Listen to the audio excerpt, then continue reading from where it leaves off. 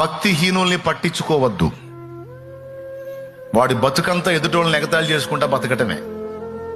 చివరికి ఎదుటోళ్ళని అపహాస్యం చేసి చేసి చేసి చేసి వాడు అపహాస్యం పాలవుతాడు రేపు.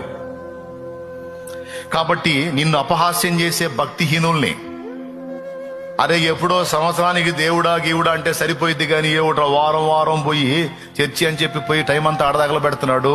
అరే లైఫ్ చిన్నదిరా, ఈ యవన కాలం చిన్నదిరా. తినాలి, తాగాలి, ఎగరాలి, ఓగాలి, అనుభవించాలరా జీవితాన్ని. సచ్చిన తర్వాత అదైద్ది, సచ్చిన తర్వాత ఇదైద్దని వాళ్ళు ఏదో సోది చెబుతారా. ఇవన్నీ ఎందుకు వినాలి మనం?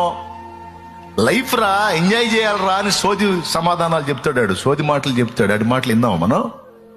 ఆడు నాశనం అవుతాడు, ఆడి మాట ఇన్నోడిని కూడా నాశనం చేస్తాడు. ఎందుకంటే వాళ్ళ ముగింపు మన గ్రంథంలో రాయబడి ఉంది. భక్తిహీనుల దీపము కారు చీకట్లో ఆరిపోవునని.